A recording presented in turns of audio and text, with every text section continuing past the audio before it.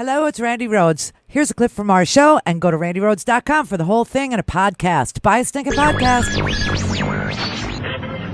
had a little man. The fault. We believe that all men are created equal. To the magnificent mosaic that is America. From radio beacon to radio beacon. I have a dream today. Change has come to America. Believe me. Knock, knock. Who's there? It's a figment of your imagination. Randi Rhodes Show. Turn up your mind. Christine Blasey Ford. Her story was revealed in the Washington Post yesterday. She alleges that back in high school, over 30 years ago, that man, Brett Kavanaugh, accosted her. She was assaulted. You don't automatically necessarily need to be believed. You have to have evidence and credibility to be believed. 11th hour effort to derail Brett Kavanaugh's Supreme Court nomination tells you everything you need to know about today's left. This has all the hallmarks of an 11th hour character assassination. 11th hour attempt to smear, slander, besmirch the character of Judge Kavanaugh. 11th hour political hand grenade. They wanted this to come out right before the vote. That's why, Tom. Wake up. Just like they did with Justice Thomas. This was in the early 1980s. It's now 2018. She was 15 years old. She's now 51. There is ground for some suspicion there. Law enforcement would view it very, very skeptically because of the passage of time. What took them so long? All right, so she has no evidence, and if she does have evidence, she's not allowed to bring the evidence. She can't bring any witnesses to the hearing. She just has to go and expose herself to these people, right, about the darkest day, probably, of her life.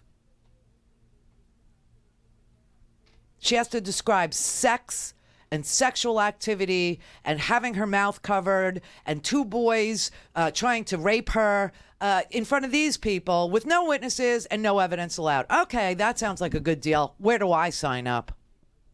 All right, this was put on a Facebook page. I don't even want to say the name of the person because she does not want any more attention. And I don't blame her. I mean, I was tweeting last night, and the trolls, you know, you people are so stupid. You stupid trolls. You don't know what you're talking about, and yet you yell, and you scream, and you demean, and you name call. And people go, there's only, the reason why is there's a statute of limitations on rape is because you can't prove it all these years later. You can't prove it.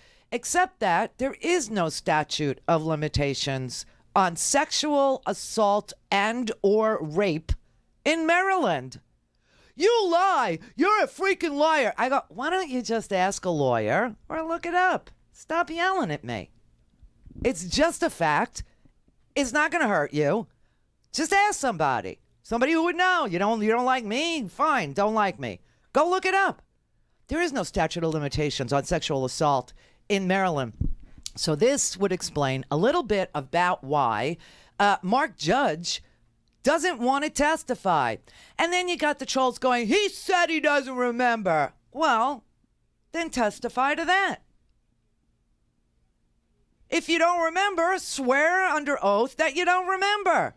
But if that's your story, that's your story. Testify to it. Oh, he can't be bothered, he says. He can't be bothered. He wrote a note through his attorney saying, I don't want to answer any questions. Well, too bad, because this woman, with a definite memory of being sexually assaulted, almost raped, and nearly killed if it wasn't for your drunkenness, she believes that she would have been raped. She believes that she might have inadvertently been killed by you guys. She put a second person in the room. Now, if you were going to lie about being assaulted, why would you put a second person in the room? Who would do that? Why would you say that when this happened, there was a witness to it who was also a participant? Why would you do that? Unless it happened that way. That's why. That's why you would do it if it happened that way. I mean, these people are just so stupid. Well, he says he doesn't remember. So then swear him in and let him testify that he doesn't remember. But remember, if he lies under oath or lies to the FBI during a background investigation, that's we've all experienced what that means. It's a crime. It's a felony. We get it. So swear him in. People are so stupid. And here's another one that just seems to escape every single weirdo out there that decides to respond to me. They don't want an investigation because they think there's a statute of limitations, that we're ruining his life. Did it ever occur to any of you people that if it was investigated, there's a possibility that the evidence would show that he wasn't there or didn't do it or it never happened? Why wouldn't you want an investigation to exonerate him before he's sworn in on the Supreme Court? Why wouldn't the Republicans want an investigation if it were likely or even a possibility that it could exculpate him? I don't want to use the word exculpate because they don't know what that word means. Exonerate? Can I go there? Would you understand that? I mean, this crap is so unbelievable. And then, of course, they changed it. What about Keith Ellison? What about Keith Ellison? What about him? What about him? Somebody has to tell me what about him. Because all I know is there is a girl who moved in with him in 2015, moved in with him and his daughter. And his daughter has said that this woman was so nasty to her that she turned her old bedroom into like a closet for herself, that she was very territorial, and that by 2016, Keith Ellison was telling his friends this relationship is not working out. They had a very bad breakup. She now alleges that he was abusive to her verbally, that he called her names and that he pulled her off of a bed. And she says there's a video of it. Okay, let's see the video. She says she misplaced the video. It's on her cell phone somewhere, but she says she misplaced it. And then she said, I don't want to show the video because I shouldn't have to. You should just believe me. Yes, there's a video, but I won't show it to you. Then in 2017, after she moved out, he told her to move out. She stayed there for another year. This argument that they had was after they broke up, and he told her to take out the trash, and she wouldn't do it. And he said, you better be gone by the time I get back. He was leaving to go to a conference on transgender issues. Yeah, he sounds like a real, piece of crap to me. But then when he came back, she was still there. And he said, when are you moving? She didn't move out for a year. She stayed there. They were in this bad breakup for a year. Nothing ever happened, at all. And then finally, she moves out. He starts dating another person. He says he's in a bad place. He said, I can't have a relationship now. And he broke up with the next person. And now he's dating another girl. And the girl who moved out after a year of being broken up with him is texting the girl that Keith Ellison is dating now, threatening her, saying, you didn't care what was best for him. You stole his affections from me. I mean, so that's the evidence. And then in 2018, she's still texting him. Still texting him. So what about Keith Ellison? I just want to know, what about him? If there's a videotape, let's have at it. She says there is. Let's see it. And if it's bad, it's bad, and that's the end of it, right? He's running for election. He's running for attorney general. It's just that the people of Minnesota are still a little tender about poor Al Franken, who, is not my best friend, but I did work with him for like 4 or 5 years. And I told you, that is not his MO. He is not a sexual harasser. He doesn't harass people at work. He never did. He is a full frontal kisser. When he greets you, he doesn't go, you don't go the cheek thing with him. He's like full on. And it's a little shocking, but there's no sexual abuse. There's no, danger. You just feel like, what the hell, Al? Really? It's like fish lips. I've said that. But Al was forced out of his Senate seat, and he resigned. And now the people of Minnesota who are going to vote for or against Keith Ellison to be their attorney general, They know this story, and they understand all of it, and they will either vote for Keith Ellison or they will not. This is not the situation we are in with Brett Kavanaugh. This is not full frontal kissing. This is not a bad breakup story where there's supposedly video that she misplaced or doesn't want to show. This is a woman who was sexually assaulted by a man who we don't get to vote for. Our representatives will vote for them, who don't want to take the time to investigate at all. Oh, and by the way, there are attorneys looking at, there were attorneys, and there still are attorneys that are looking into Keith Ellison's situation.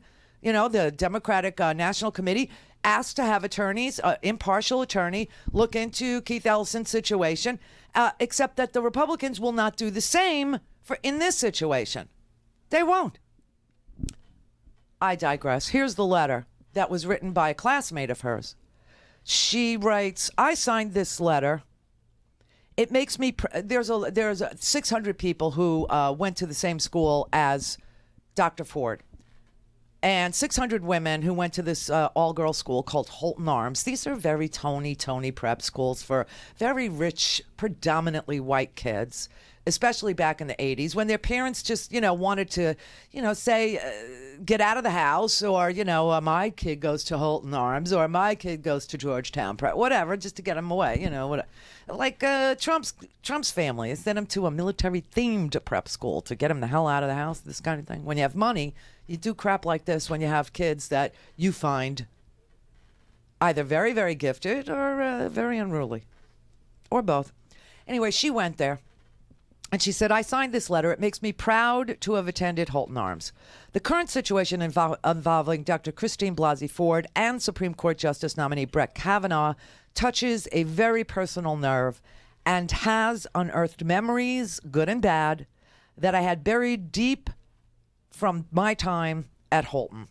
I graduated from Holton, and I knew Brett Kavanaugh and Mark Judge.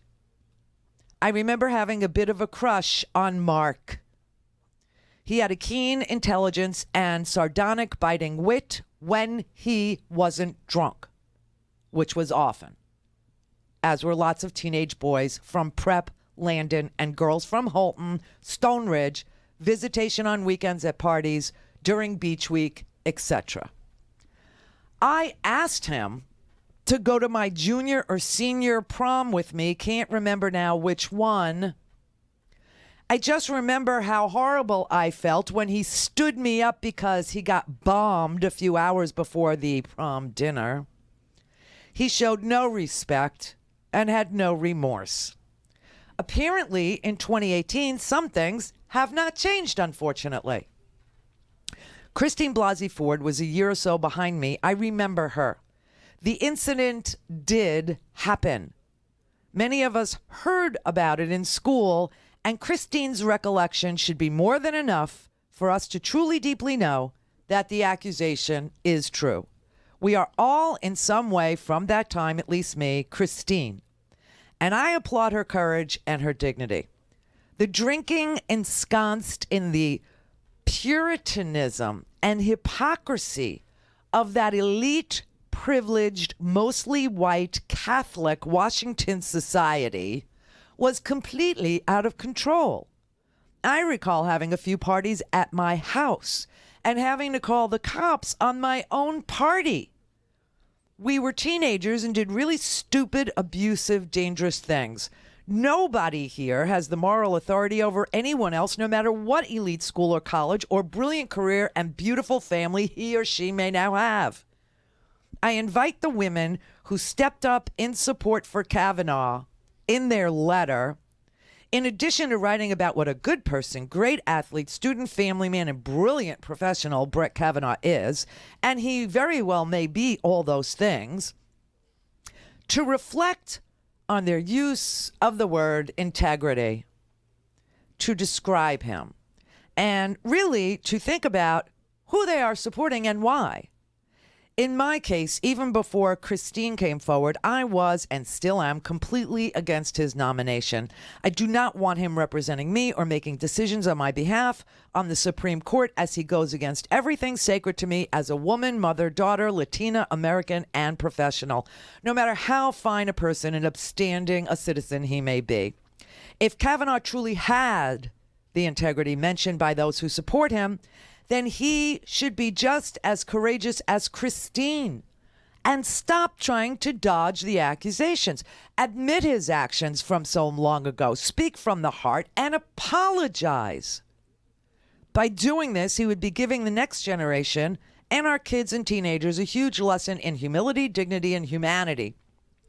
Those would be the actions of a person we want on the Supreme Court. We want a person who has erred in his life, who has not turned the other cheek as he is now doing, who is not afraid to embrace his flaws, mistakes, and weaknesses, because it's that kind of person whom we can trust to make the difficult decisions and who will truly value human life and liberties.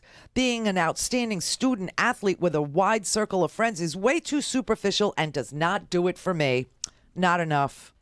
My heart goes out to all involved who are now, whether they like it or not, facing their demons, which are never pretty nor easy to dialogue with, but they are necessary in order for us to accept that we are all flawed and ultimately human. That's a classmate. And then the same woman had tweeted, I graduated from Holton Arms and knew both Brett Kavanaugh and Mark Judge. Christine Blasey Ford was a year or so behind me. I remember her. I signed this letter. The incident was spoken about for days afterwards in school. Kavanaugh should stop lying, own up to it, and apologize. And then she took all of it down, and people who had seen it tweeted her, why did you delete this? And she says, hi all, deleted this because it served its purpose, and I am now dealing with a slew of requests for interviews from the Washington Post, CNN, CBS News, organizing how I want to proceed. Was not ready for all that, not sure I'm interested in pursuing. Thanks for reading. This is what is going to happen. I mean, it's happening to me, and I can't vouch for anybody, right? All I'm doing is showing you there is no statute of limitations in Maryland, and I get screamed at. Go to RandiRhodes.com for the whole thing and a podcast. Buy a stinking podcast.